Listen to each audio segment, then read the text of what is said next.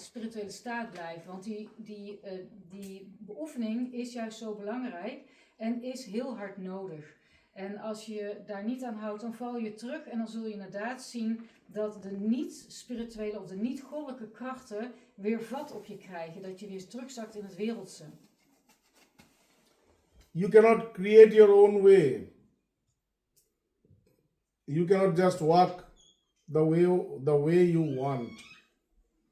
You have to walk in the way your master, your instructor, your teacher has instructed you. And when you do that, then only you can feel that your heart is expanding. You can feel the divine forces, the divine energies which starts entering your heart, which starts flowing within your mind, and and all along the day you can feel a positive energy. You can feel a divine force, a strength within you, a serenity within you, a sense of freedom, a sense of happiness, joy within you. But the moment you stop that practice, which has been instructed to you, and you invent your own ways, you block that path of peace. You block that path of happiness.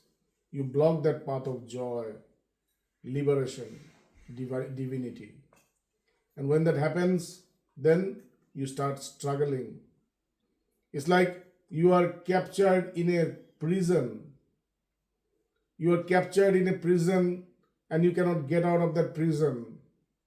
And because you cannot get out of the prison, you start to blame the other person who is also in another prison. And in this way, you create another big trouble. Instead of finding a way out, you start blaming each other, fighting among each other, and make situation worse. Dus het is heel belangrijk, die beoefening die wij van de leraar krijgen, de instructies die wij van de leraar krijgen, om die te volgen. En we hebben snel de neiging om maar ons eigen pad te creëren, ons eigen weg te gaan, om de dingen te doen die we zelf willen. Maar dan krijg je juist de problemen, want het is zo belangrijk als je een pad hebt gekozen, een leraar hebt gekozen, om dat te volgen en om dat vol vertrouwen en oprechtheid te volgen en daarmee bezig te blijven. Dan alleen is het mogelijk om die goddelijke stroom, die goddelijke kracht in je geest te laten voelen of in die geest te laten toe te laten, in je hart toe te laten. En dat is de enige manier om de vrede, de innerlijke vrede te gaan voelen. Maar zodra je inderdaad toch in je eigen wereldje en denkt het zelf beter te weten, daarin bezig gaat, dan zul je zien dat problemen en onduidelijkheden weer komen, verwarring weer komt. En daardoor word je juist geblokkeerd en kan die goddelijke stroom niet op gang komen. En daardoor lijkt het alsof je in een soort gevangenis zit. En wat je dan ook krijgt, is dat omdat er problemen komen, je zakt terug in het wereldse, ga je dat ook nog eens projecteren op de ander en de ander buiten jou de schuld geven, die op zich ook weer in een gevangenis zit. En daardoor krijg je steeds al die toestanden onderling, ruzies onderling en onduidelijkheden onderling. So what is the solution? Because Vedanta talks about solution. Spirituality talks about solution. It does not engage into blame game. It shows you your real picture. It shows you the mirror. But it will give you a solution. What is the solution? The solution is in your hands. You have been given the mantra. You have been told the meaning of the mantra. What is the meaning of the mantra? Trayate mana iti. That is that which liberates you from the mind. All the problems, all the challenges, all the hardships, all the hostility that you find within yourself or others, they are all created in the mind. So there should be a way by which you can get rid of the mind. What is the way? The way has already been given to you. You have been given a mantra. You have been told to chant at least for 108 times every day. So start that. Start again. Start from zero. In the spiritual path, you will fall. You will fall again and again. This is normal. Everybody falls. I fell down many times, many times.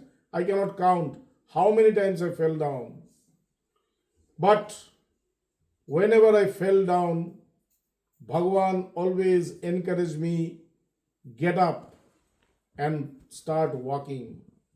He did not say run. He said, come on, get up. Start walking. Don't get fixed in one place. I started to walk and slowly I discovered that I could run. And then I started running. Again I fell down. Again I rose up. Again I started to walk. Again I started to run. So this is life. You have to wake up. You have to stand up. You have to stand up and again start walking. What is the path? The path is start the practice of chanting the mantra consciously and constantly to your best. Today I was talking to my junior most beloved friend, Dhruva. I asked him, Dhruva, do you chant? He said, no. I said, why?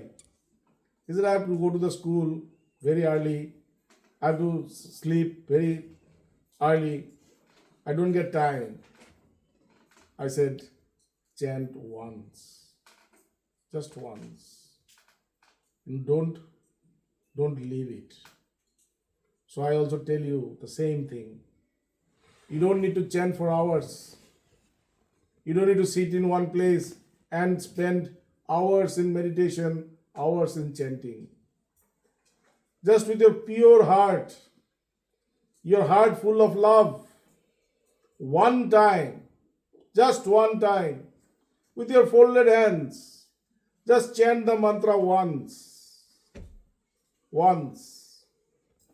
with love, without asking anything, without asking, God, give me this, give me that. You don't need to ask anything. Just with love, God, I love you. Thank you. You've given me life. You've given me feet. You've given me hands. You've given me eyes, ears. You've given me a good body. You've given me a healthy body. You've given me a house. You've given me a family. You've given me a school, college, job, education. I am grateful to you. Just once. Remember God, being grateful with love, and that will do. You don't need to chant forever. De verdampte oude spiritualiteit, die geeft voor alles ook een oplossing. Dus het feit als je dan toch het moeilijk vindt om het vast te houden en je valt terug in het wereldse, wat is dan de oplossing? Nou, de oplossing blijft toch vooral de mantra die je gekregen hebt. De mantra is datgene, het instrument wat jou naar die zelfrealisatie gaat brengen. En het is heel belangrijk om je weer opnieuw te herinneren hoe belangrijk, hoe waardevol die mantra is. En dat je die ook compleet serieus neemt en te harte neemt. En dat je die dus ook continu bij je houdt, reciteert en de japa daarmee doet.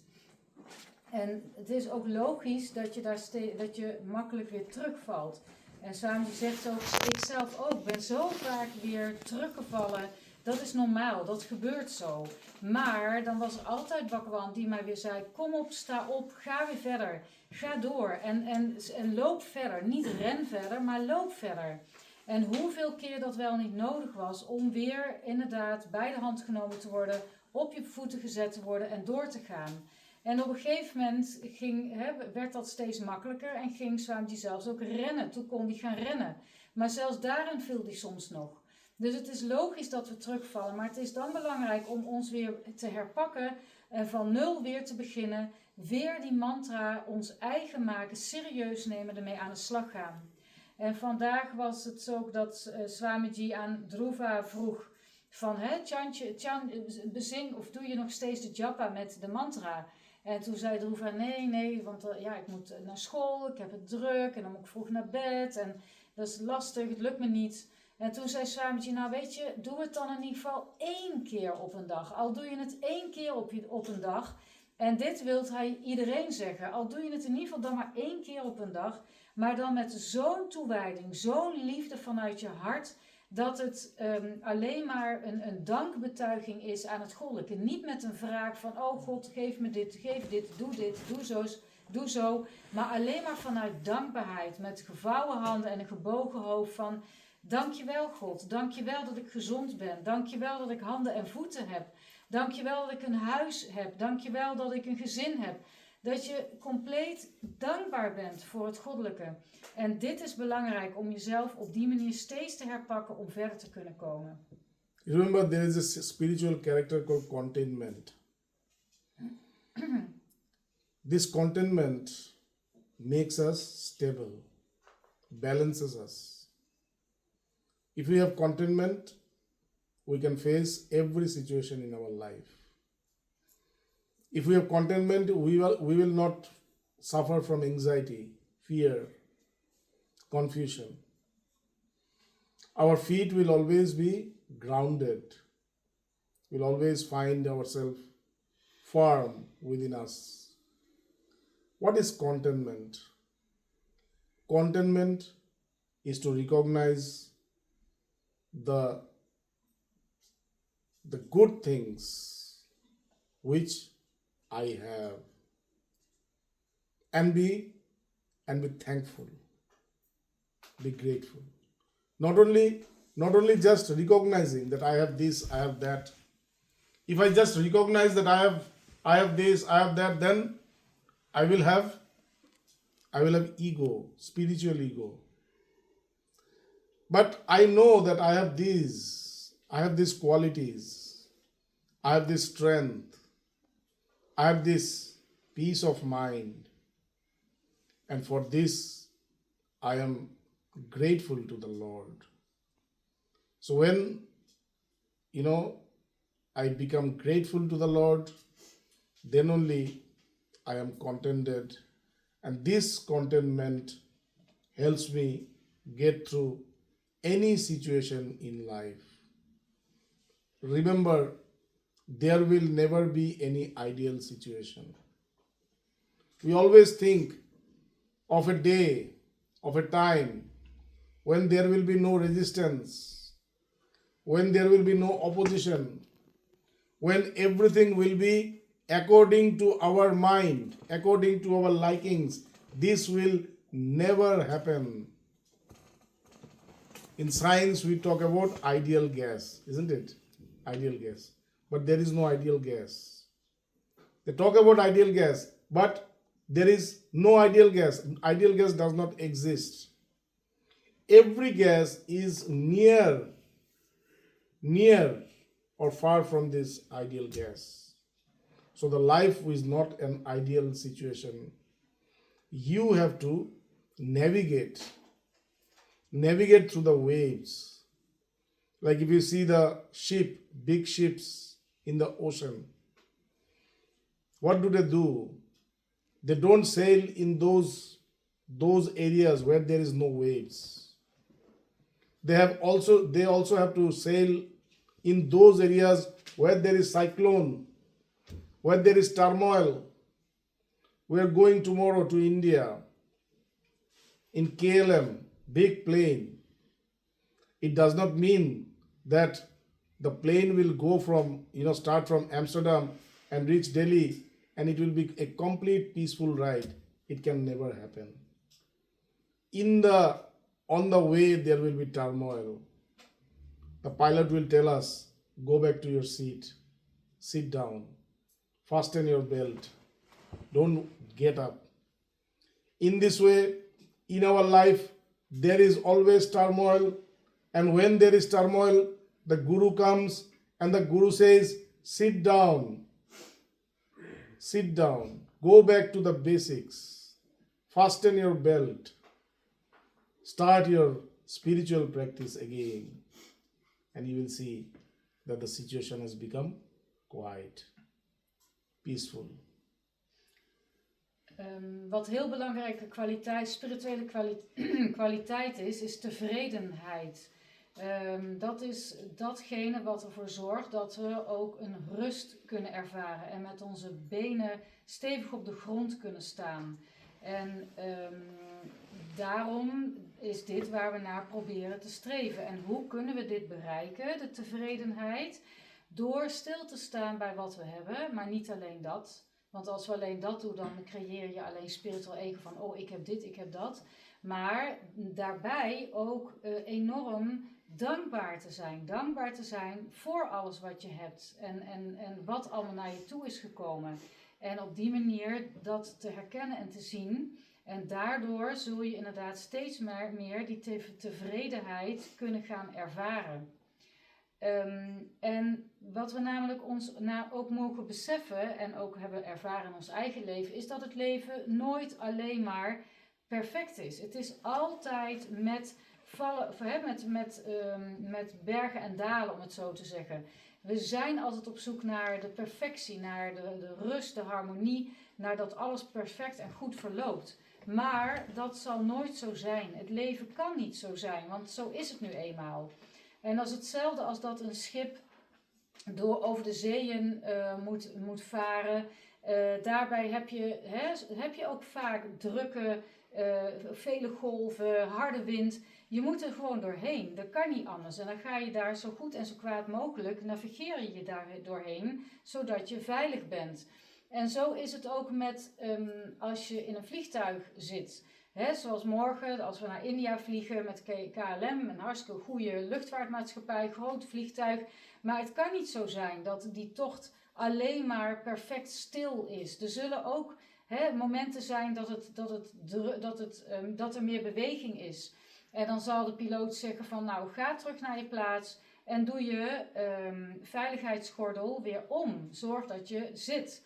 En zo is het ook met de guru. Wat de guru doet, is als het leven weer chaotisch wordt, jouw geest chaotisch wordt en je problemen ervaart, dan zal de guru alleen zeggen van, ga terug naar de basis, ga terug naar je plek, ga terug naar de basis van de spiritualiteit, ga terug naar je beoefening en zorg dat je op die manier weer terug jezelf reset en kalm kan worden, rustig kan worden, om op die manier weer verder te gaan op je pad.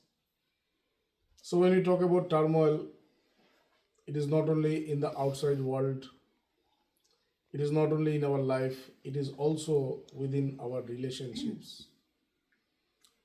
We are connected with many people, with the world through relationship. So, in those relationships also there is turmoil. Sometimes during a certain period, we see that there is lack of love, there is lack of devotion, there is lack of faith, there is lack of dependency. So this is true for everybody. This was true for Bhagavan also. Bhagavan had a lot of devotees, lot of disciples. He used to love everybody. With everybody he had a very strong bond, a very strong relationship with everybody. I saw a person who had relationship with everybody in the same way. Everybody could feel his love in the same way. It's still the ideal. We cannot do that. But I've seen Bhagavan a person living in the far west who can just see Bhagwan maybe once a year, who lives in the extreme remotest corner of India, a person who always stays with him, everybody feels that Bhagwan loves them in the same way. Bhagwan loves them the most. Everybody feels Bhagwan's love like everybody. In Bhagwan's relationships also, I have seen turmoil. And I have seen Bhagwan suffer. Sometimes the suffering seems to be so much that Bhagwan used to really suffer. He had to be admitted to the hospital. He used to cry. He used to suffer. Spend sleepless nights.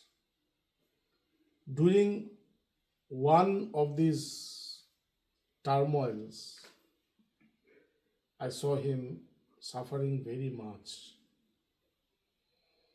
So I told him, why don't you just leave it?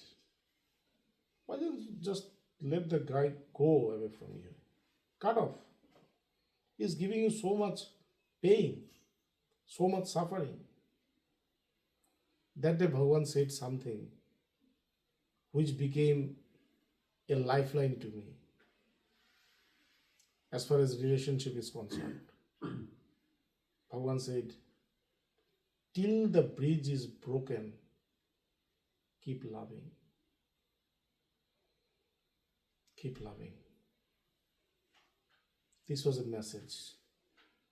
And still today, after so many years, this is the message. Till the bridge is broken, keep loving. Keep loving.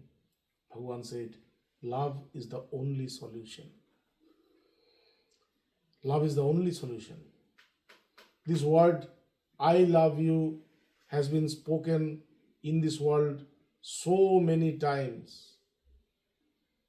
Every day, the most spoken word in this world is love.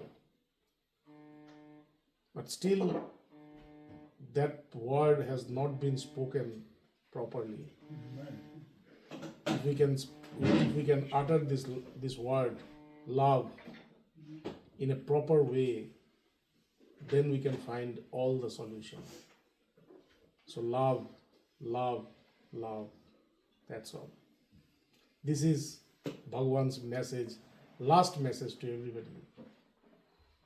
Bhagavan said that in this world there will be disagreements. There will be disagreements, it's true. But everybody learn to love everybody. Only love, love, love prevail. Only love, love, love prevail. This is the only and the last message of Bhagavan. Dus naast dat dat er heel veel chaos in onze omgeving, in onze wereld kan zijn, is dat ook aanwezig binnen in onze relaties. En we gaan natuurlijk heel veel relaties aan in ons leven. Hè? Ons leven bestaat grotendeels uit relaties. En daarin kan ook heel veel chaos en problemen zijn. En zelfs zei Swamiji dat hij dat ook bij Bhagwan zag. En Bhagwan was iemand die van iedereen evenveel hield. Iedereen die bij hem kwam, alle devotees die bij hem kwamen, die hadden allemaal stuk voor stuk het idee van dat Bhagwan hun helemaal van hen hield en misschien nog wel het meest van hen. En of je nou iemand uit het verre westen was, of dat je iemand was uit de verre uithoeken van India, of je was iemand die dagelijks bij Bhagwan was. Het maakte niet uit. Bhagwan hield van iedereen evenveel. En desondanks dat hij zo die liefde had hij ook die chaos soms in die relaties. Dat mensen hem heel erg heftig konden behandelen. En Bhagwan had daar dan vaak ook heel veel verdriet van. Hij kon er ook echt onder lijden. Zelfs zo dat hij daar fysiek onder leed en soms daarvoor naar het ziekenhuis moest.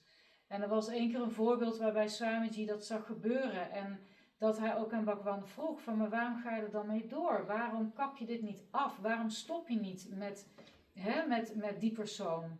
En dan zei Bhagwan ook, en dit was echt ook een enorme openbaring voor Swamiji van, nee, zolang de brug niet gebroken is, blijf je liefhebben. Je blijft tot het oneindige liefhebben. En dit is ook altijd de grootste boodschap van Bhagwan geweest. Heb lief, heb lief. Maakt niet uit wat die ander doet. Maakt niet uit wat er aan de hand is. Maakt niet uit wie of wat. Maar heb lief. Dus heb alles lief. En dat is eigenlijk zijn enige en ook laatste boodschap. Thank you. Thank you very much.